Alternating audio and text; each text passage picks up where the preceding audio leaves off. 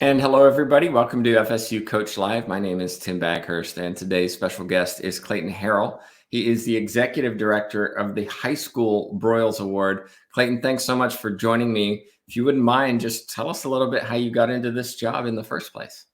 Absolutely. First of all, Tim, thank you. Exciting to be able to share the passion behind the High School Broyles Award and where it came from and how it started. And but for me, I was an athletic director for 13 years in Texas and then in Arkansas, and then kind of stepped away from that world. And about 2 years ago, or maybe a year and a half ago, I was asked if, hey, would you help run the High School Broyles Award? And so they had started it in conjunction with the College Broyles Award, which has been around for 26 years. And so the high school has only been around for 3.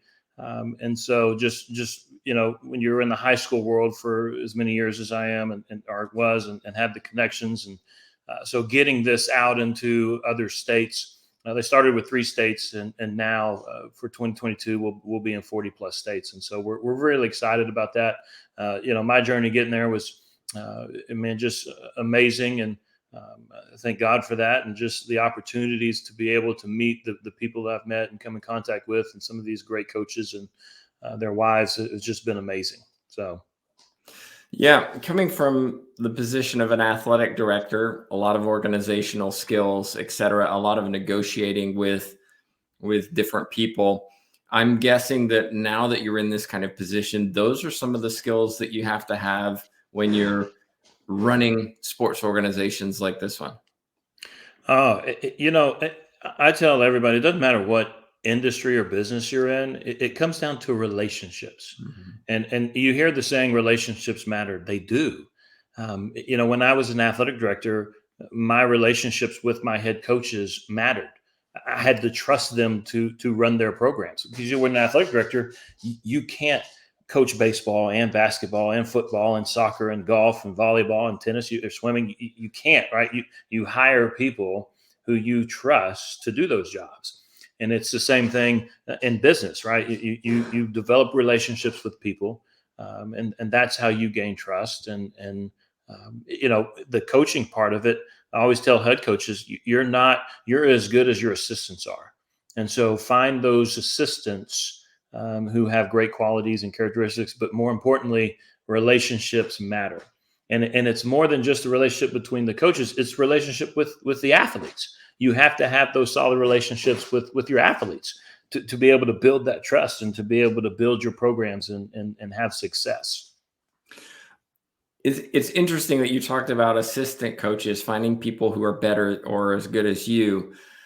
That requires a little bit of humility as a coach, recognizing that you may be hiring people who are more brilliant or better at what they're doing than you are, which in its own way makes you really good at what you do. Listen, when I was an athletic director and I was young, I think I became an athletic director at 26. And so when you're Wow. that age and you become an athletic director, you think you know everything. And Mm. in reality, I can look back and, man, I didn't know anything. And so it took a few years to realize, I want to hire the best people that make this program better. And one of the things that Coach Broyles, when he became a head coach, was he wanted to make sure his assistants felt like he had their best interests. He pushed them to pursue their dreams. And when I hired coaches and assistant coaches, all the questions I would ask them is, where do you want to be in 3 to 5 years? Where do you want to be in 10 years? How do we get you there? Right? What can I do? And, as a head coach, when I coached at the high school level, if I was good at the offensive side, or, because I was a basketball coach. And so if I was good at, setting up press or defense, I made sure my assistants knew the other stuff a lot better. I was not great at breaking down film just because time. And so I made sure I brought guys on who loved it, right? They love breaking down film. They love breaking down the opponent's strengths and weaknesses. And so those are the type things that, when you're a head coach and you're athletic director and you look for people to bring onto your staff, they really excel in some areas, and it makes your program better. I mean, you got to think about it. If you're an offensive minded coach, right? You don't know. I mean, it's not that you don't know much about defense. Wouldn't you want to bring someone in who knows more about defense than you, that can make your defense better? And I get, from a program standpoint, well, if the defense is better than the offense, but at the end of the day, you're both tasked to win games, right? At the college level, at the high school level, it's you want to be successful, but it's about building up young men and women to becoming better humans and be in the community and representing your program well. So yeah, I mean you have to have some humility, and that was just that was never an issue with me on I want to hire the best baseball coach. I want to hire the best football coach. I mean, if football is better than basketball, great. If softball is better than baseball, okay. Like let's make each program better. Let's go out and get the best people we can get to make those programs as good as they can be.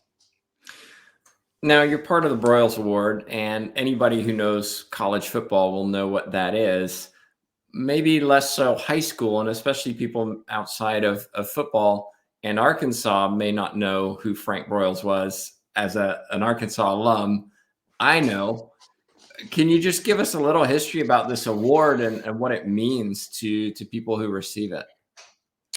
Absolutely. So my wife, Molly, is the granddaughter of Frank Broyles. And so my mother-in-law is the youngest daughter of Frank Broyles. And so that's kind of how I got, into this award. And I knew who Frank Broyles was growing up in Texas, being an LSU, fanatic. And so I knew who Frank Broyles was. I'm sorry, LSU. That's okay. Hey, so I knew who Frank Broyles was, but you're right.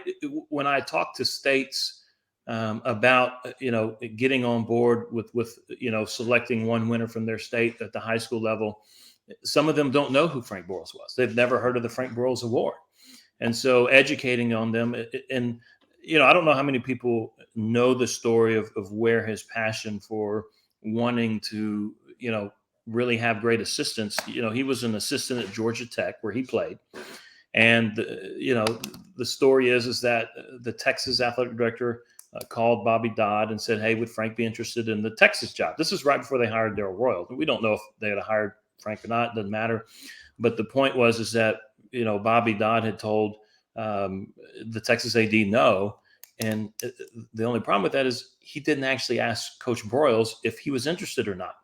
And so at that point, Coach Broyles was kind of a man on a mission. Like, look, I want my assistant coaches when I become a head coach to always have an opportunity to better themselves or to, take the next step and become a head coach. And so when he left and went to Missouri, he was there for a year. And then when he went to Arkansas, the first coach he hired was a guy by the name of Wilson Matthews, who at the time was the winningest coach in high school history for the state of Arkansas. I think he had won like 10 straight state championships. He had had like a 33-game winning streak at one point during those 11 years he was there.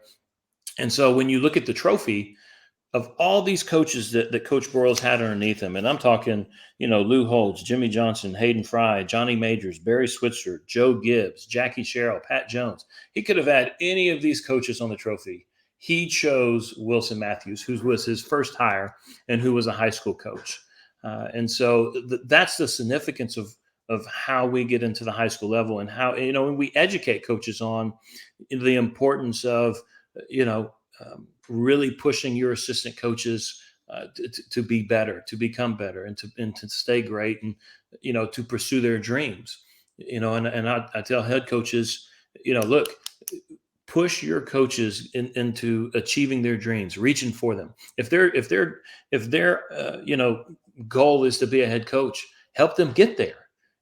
They may not be ready. It may take them 2 or 3 years to be ready, but make sure they're doing everything they can to get there. And that may be, hey, look, go do an interview to be a head coach, so you can understand what that looks like, the questions that will be asked. You prepare them for it, but they may not get it, but at least they're going through those opportunities. The other side of it is you may have coaches who never want to be a head coach. I look back at, we've got some winners this past year in Texas. Paul Willingham in Ennis, and Sam Harrell is his head coach. And those guys have been together for years. He's been at Ennis for 30 plus years, never wanting to be a head coach. He loves his position as defensive coordinator. And you're going to have those. I mean, you look at the guy at Iowa, Phil Parker, who's been under, Kirk Ferentz. I mean, he's he's been there for years. I mean, he followed his dad. His dad was there. And so, but Phil, has never, maybe wanted that opportunity to be a head coach. And so he's very loyal to his head coach. And, you find your niche, you find out what you want to be. But you still encourage them to pursue their dreams, even if it's not be a head coach. But, they want to be a lifelong assistant. Great. What does that look like? What does that entail? I'm going to play the devil's advocate a little bit here, because you have the advantage of getting to meet all of these great coaches, and you get to meet the best of the best. There's a lot of coaches out there who don't have that mindset as a head coach of, I want to train the assistant coaches to go on to greatness. Instead, it is, I found a great assistant coach. I don't want him to leave because that puts me in a hole. How do you encourage those coaches to have that growth mindset attitude of, I want to support the people around me rather than think about my own personal welfare? And that may not be a fair question for you to ask because you're not in that position, but you were an athletic director, and this does happen. And some assistant coaches may not be eligible for your award because they're not nominated by their head coach, because, as you've talked to me before, you win this award, you're on the path to head coach sooner rather than later. How do you kind of overcome that? So the interesting thing is, because college and high school, while they're still named the Broyles Award, it comes completely different, because at the college level, your head coach nominates you, and then it's voted on by former, Hall of Fame coaches, media. Mm-hmm. And then at the high school level, your head coaches have to nominate you, which is accurate. But then it's selected by current head coaches in your state. So we don't actually pick the winners, from anywhere. What we say is, here's what we look for in an assistant coach: honor, integrity, loyalty. Those are the qualities that we say, hey, if you want to be a head coach, like, you need to have these characteristics. But the other part of it is, the winners, especially at the high school level, what we encourage the state associations is, pick someone who has taken either, if they're an offensive coordinator, defensive coordinator, D-line, or, whatever, they've taken over at a school in their position and have turned it around, or they have just been so dominating that it's just, it seems like it's unfair at times, because, you're just going up against a juggernaut. And so, what I would encourage coaches who maybe, don't have the opportunity is that it's okay, but you still want to pursue your dreams. I don't think anybody wakes up in the morning and says, man, I want to win the Broyles Award. I don't think that. I don't think that's their, now at the college level, I think it's in some contracts, and, over the 26 years, I think some of these guys are like, if I get nominated, they get a bonus. If I win, they get a bonus. And, I don't know if we'll ever see it at the high school level, when they start, selecting coaches. But, I think that their ultimate goal is, where is that? Do you want to be a head coach? Do you want to just be an assistant? Okay. Find a great coach that you can get under. And sometimes you don't, right? It takes time. Maybe you don't get under a good head coach. And there may be a lesson there in what you're saying too, which is, you may not get under that great coach, but that doesn't mean you should stay there. And no, sometimes we find that assistant coaches feel like they're trapped, because as a high school coach, maybe it's related to geographic location, mm-hmm. or the subject that I teach in schools, et cetera. I can't get out. And really there is an argument here that in order to be truly successful at what you do, you need to find leadership that wants the same thing as you. That is 100% accurate. And listen, I've seen coaches, and I have friends who, feel like they're stuck. Mm-hmm. This was years ago, that they're stuck at a school. And what I encourage them is like, look, it's not the end of the world. You learn from those times that you're there, and you're preparing yourself for when that opportunity comes, and you get to move on and you get to take it. You know what not to become, and, right. and what leadership should not look like. And instead you know what leadership should look like. And now when you take coaches under your wings, you can say, I don't want you to have to go through what I went through. Here's how we, here's how we make it Right. better. And I get it. Look, I was fortunate enough as I was moving up the ranks, to coach under some guys, that they may have not been successful. They may have not won games, but they were great men, that they were great leaders. And there's more of them out there that are not. I will say that, yes, you're right. I have met a lot of great guys. This past December when we had the High School Broyles Award in Little Rock, in conjunction with the college one, man, I met some great guys. Scott Goolsby from Alabama, Brandon Dean from Alabama, Brian Nix from Tennessee. I mean, these are, Paul Willingham, from Texas, and man, these guys are just absolutely. And there's more. I know I'm leaving some names out, and so, but these are great men. Like Brian Nix is already a head coach, but yes, you can look at him and say they've won a bunch of games when he was defensive coordinator. I think 15 straight state championships. But when I meet Brian Nix, what I see is a family man who loves his family more than anything, who happens to be a great football coach. And that's the same thing with all the guys that I've mentioned. That, man, a lot of these guys are family men, who Well, put their families first. let me ask you then. We're talking about assistant coaches in particular. You've been around a lot of great ones over the last few years. What are the characteristics that you see in these coaches that make them stand out from just your average coach, assistant coach? It was funny. So, Scott Jarvis, who's our chairman of the High School Broyles Award, we were in Iowa a couple weeks ago, and we met Matt Campbell and Kirk Ferentz, Iowa and Iowa State head coach, and Phil Parker. We met him. The thing that stood out about those guys is when you take all the noise away, you take away the 80,000 people on a Saturday afternoon or Saturday night, and you take away the media. They're normal guys who just love to talk about family and football and the excitement around it. And yes, that they get paid lots of money and to win games, but at the end of the day, they're human beings. Mm-hmm. They're just normal. They live normal lives outside of the football world. That they have kids just like we do, and they have friends. And at the end of the day, they're just great human beings. They have a lot of integrity, like I said earlier, a lot of loyalty. A lot of Have you ever heard of John Wooden's Pyramid of Success? They share a lot of those qualities. They're hard workers at what they do, right? They're loyal. They develop the friendships. They it all work up to that competitive greatness. They're very good at what they do, obviously. And so, I mean, those are the things that you can, you don't have to put the pyramid of success right there and look at it, but you can look at that and say, each of these coaches possess those qualities.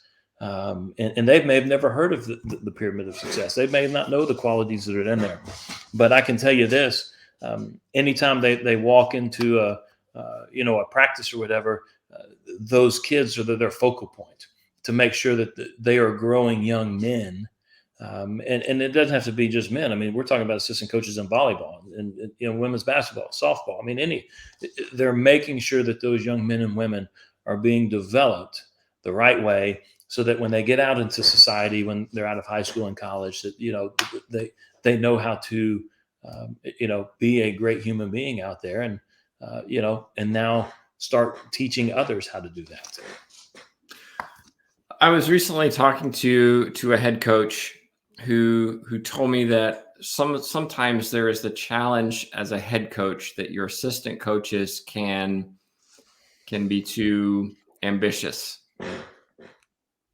maybe not respecting the head coach as much or defending the head coach as much, because that may give them an opportunity to step up. This is maybe more prevalent in college and pro, where players may have a little more influence than in high school, where the players can force a change, etc. Do you have any recommendations for really head coaches in this situation working with assistant coaches to ensure that they get the support they need without having to feel like, I'm stuck in a rut here, my head coach isn't doing their job, I need to do something. Otherwise, I'm going to be stuck here too. Yeah, look, when I was an athletic director and we would hire coaches, sometimes it didn't work out, right? Mhm. It didn't. You got to find those coaches that buy into your vision, into your mission, into what you're trying to accomplish. And the harsh reality is if they don't, then they need to go. I mean, I hate to say that, Mhm. and that's a human being at the other end of it. But if you're the head coach, everything falls on you. Doesn't matter how the kids behave, how they act, how they go out and produce, how they not produce, but how they, compete, whether it's in practice, whether it's in a game. You have to look at that and say, okay, this is what we're trying to build. And any assistant coach, that goes back to the loyalty. The assistant coach, if they don't have the same vision, well, they have one of two options. One, they can go find a coach that shares their vision, or two, they can say, you know what, hey, I'm going to learn because maybe I can learn something new, and I'm going to buy into what he's doing. Right? If you don't have complete buy-in into your program, you're not going to be successful. Right? You're not going to sustain that trajectory. And I look at some of these coaches that I've met over the last 2 years. You buy into the system. I look at a coach like Todd Dodge, who was at Austin Westlake. Of course, he was at South Lake Carroll for years in Texas, won state championships, went on to North Texas, went down to went back down to the high school level. So he ended up at Austin Westlake. His assistant coach from 2 years ago, Tony Salazar, won the Texas High School Broyles Award. Well, uh, uh, Coach Dodge just retired, so there's a transition to Coach Salazar. Well, he's going to do things a little bit different because he's a different person, but Sure. but the structure is still the same, right? I mean, you find a coach that builds that structure. He builds the base, the foundation, and if that foundation is solid, then as an assistant, you either buy into that and become a part of it, or you find yourself, looking for something different. And I hate that because I hate, and it was never easy to let a coach go under any circumstance. But at the end of the day, it's just like athletes, right? If an athlete doesn't buy into what you're trying to do they stay on the team, or do they have to find something else to do? And so that, you know, that's the thing that I think is the most challenging for coaches is, because I never cut athletes. I just never at the high school level. Mhm. Now they didn't make varsity, but I never cut somebody because if they wanted to be out there, let them be out there. But varsity was always reserved for those athletes who can, play at a high level and achieve competitive greatness. And because at the end of the day, when you line up at a varsity level and you play another team, guess what that team's trying to do? Beat you, right? Mhm. At the JV level, not so much at the sub varsity. Like, look, let's give everybody a chance to get in there. As long as they're wanting to push themselves, as long as they're trying, as long as they're, and that's the same thing with coaches. We always ask coaches, when you go into practice, you treat every practice like it's the practice right before a game. As you sustain and you build, because you listen, if you have an off practice, guess who else has an off practice? The kids. If a coach goes in there and his mind's not in, he's not engaging and he's not on task with what needs to be done, then you know what, then the team suffers through that as well. Question for you in the chat box, if I can pull it up here from Belford. How would you define, quote, being loyal in the context of being an assistant coach? Does being loyal to yourself ever trump what the head coach may think is loyal? And if so, how would an assistant coach navigate that environment while not bruising relationships that can help him or her in the future? And I would add, yeah, I would add that you talked about at the beginning of this show about relationships and how important they are. That sometimes as an assistant coach, you're forced to maybe put your values and your morals above those of the head coach, which can have a huge knock-on effect in your career when you perhaps get blacklisted for standing up for something that you perceived as being unjust or unjust. Good Man, question, Belford. that is a great question. There's so many levels to that because when I say loyal and loyalty, absolutely right. But at the same time, a good head coach has an open door to where their assistants can come to them with a concern, a problem they perceive, and have those conversations. And if your head coach isn't allowing that, doesn't mean that you come to an agreement. I mean, I always had assistant coaches who said, "Hey, I think we should try this." Now, I think maybe the question is along the lines of if something maybe is unethical, or seen as hey, we shouldn't be doing this. I think you're right. The fear of being blacklisted affects coaches' abilities to maybe say, all right, hey, this is what I should be doing. This is what I should do. I should have that conversation. That's a tough choice to make, and it is a choice that each coach in those situations has to make, and it's not the same to every coach. The hope is that not necessarily rewarded, but that when you make the right choice, and you can feel good about yourself, you're not regretting, man, I wish I'd have said something at that time. Well, I think there's a ethical situation here, because if you're an assistant coach and you see something maybe that's unethical, that is brushed under the carpet, so to speak, and maybe you decide, okay, it's time for me not to be part of this program, you leave that program and you go to a different program where your values and morals fit better. That doesn't change the fact that that head coach continues to do what may be immoral or unethical in that old position. And this is a real interesting situation, I think, for assistant coaches, because if they do speak out in that school, college, wherever, there are a lot of ramifications associated with that. If they leave, those problems aren't hidden, or they continue to be hidden.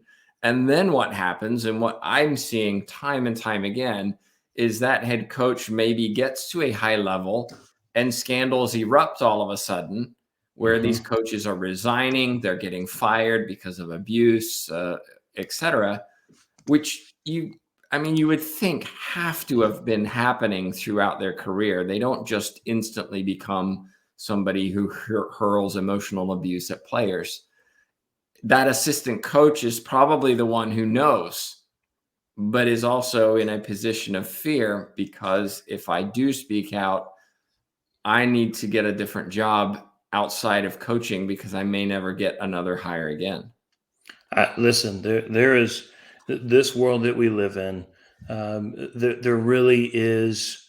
There are tough choices that coaches have to make. Assistant coaches, head coaches, administrators. You look at all the universities that went through stuff. If an assistant coach had said something, does that stop? Now, does that coach ever get to coach again? That and as hard as those decisions are, Tim, at the end of the day, that decision lies within that coach's own conscience, and they have to make that decision. Do I say what needs to be said and risk not being able to coach again, but knowing that I made the right decision? Or, as you say, do I not say anything? I look for the next opportunity that I can know that that we're not going to have issues like that, and brush it under the rug. At the end of the day, this is where I go back to. It's about relationships and developing those relationships. And when you're a coach, what coaches, I hope, understand is, even at the college level and more so at the high school level, those parents are entrusting you with their child. And I take that as the greatest compliment. That a parent says, yes, you're going to play for this coach. They're going to take care of you. I just think that coaches have to look at that, and even at the college level, you have to think about, at the college level. Yes, the kids, those athletes, and with NIL, that's a whole nother ball game now. But at the end of the day, that's still somebody's child that is coming onto your campus and is under your care 24/7, pretty much. And yes, they're adults. Yes, they're over 18. Yes, they can make decisions. But you and I both know 18, 19, 20, 21-year-olds sometimes don't really make the best decisions. Hey, I think the age keeps going up. I don't think it stopped there. And so, and that's where, like, I would love, when I tell coaches or when I talk to coaches, young coaches, find a coach that, has a great, they've been around for a long time. Their reputation is unbelievable, and coaches want to coach for them. Find those coaches. You're right. You don't always get to coach for them, but stay in contact with them. Maybe an opening comes up. Don't give up on that. Maybe you have to go somewhere for a year or two, but always stay in touch with that coach, whether it's at the trade shows. Hey, coach, hey, good year. Really enjoy watching your team play. Build those relationships. At the end of the day, it's about relationships and how you develop those and how you build those. I think can really, really take coaches to the next level of being that great coach, and don't abuse the relationships. Mhm. Um, those times that I can remember as an athletic director, I had to make tough decisions. Love the kid, love the parents. Kids make bad decisions. There's consequences. Be true to those. Be true to your word, and that I think goes a long way toward building. Those relationships, and the other aspect I would tell you, all the coaches that have won at the high school Broyles Award level, because I've gotten to know them really well, is they value family. They value family. They value family time. They value spending time with their kids, with their spouse. And if you show that to your players on what that looks like, then I think that's one of many great steps toward developing young men and women on, hey, this is what you can be a great coach. You can spend a lot of time coaching, but understanding the value of the relationship. Someone tweeted out, I don't know if it's, I read it somewhere. A coach said that too many coaches are chasing, championship rings, and they lose, the wedding ring. And, what I would encourage coaches is, value, the time that you have with your family. When I was an athletic director when I was an athletic director for 13 years, I can tell you one of the things that I didn't do as well was spending time with the family and with the kids. And that's something that you just don't get back. Right. I mean, your kids grow up at some point, and then that's it. They're gone. And so, those are the type things that I encourage coaches, young coaches, who maybe aren't married at the time and they're trying to pursue. That's fine. Pursue your dreams. But when you start having families and things like that, value that too. And emulate that to your players and show them that, spending time with family is very important. Well, Clayton, I want to be cognizant of your time and want to say a big thank you for being part of this. If somebody does have a question watching this in future or listening to the podcast, what's the best way for them to get in touch with you? Just my email, Clayton at highschoolbroylesaward.com.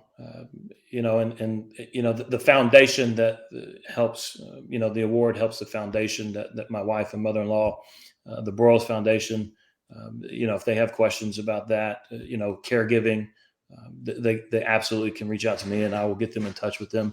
That's one of the things that the Broyles Foundation, I know we didn't talk much about the foundation, but the foundation was started by Coach Broyles. He lost his first wife to Alzheimer's, and then he died from it as well in 2017. And the foundation was started so that families who have loved ones who are going through Alzheimer's or dementia, they have it's a playbook that, I don't know if you can see it, but it's a playbook that was written by Coach Broyles and my mother-in-law, who basically, it's a game plan, right? Coaches understand game plans. This was written by a coach, and it can help coaches, families who are dealing with this. It's very easy to read and walk through, but they also provide that. My wife Molly and my mother-in-law Betsy, they provide that one-on-one care at no cost. At no cost. That's what that's the beauty of being able to be a part of this award and the foundation is you're helping people. When you're an athletic director, when you're a coach, you're helping people, and that able to continue through this. And while I don't coach anymore, being able to meet these coaches is absolutely wonderful. And I would encourage any assistant coach who has questions or head coaches, I mean, absolutely reach out. Listen, I know any head coaches who are looking for great assistant coaches. I know a bunch of them. Now, whether they're willing to move or anything like that, that's another story. You But never know. you never know, and that's part of why I got into this. When I was an athletic director, what I missed most about it was the camaraderie with the coaches, the coaching staff. I used to love spending time with coaches, whether it was just sitting around the office talking about upcoming games, and I never, to my knowledge, I may have coaches who may challenge me on that, but to my knowledge, never told a coach, hey, you think you ought to try this play or ought to try this play. At the end of the day, let the coaches do their jobs, and that's what any assistant coach who wants to be a head coach. Listen, I can help provide answers for that. I interviewed a lot of head coach people who wanted to be head coaches, and so questions to look forward to, or what to be prepared for. Absolutely, reach out.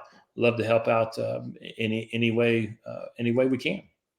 Well, thank you. And just a reminder, everybody, that we try to do these interviews once every couple of weeks. So be sure to check in. If you haven't subscribed to the YouTube channel, liked Facebook, followed Twitter, all of those social media opportunities, be sure to do so. But on behalf of myself, Tim Baghurst, and Clayton Harrell, thanks so much for watching.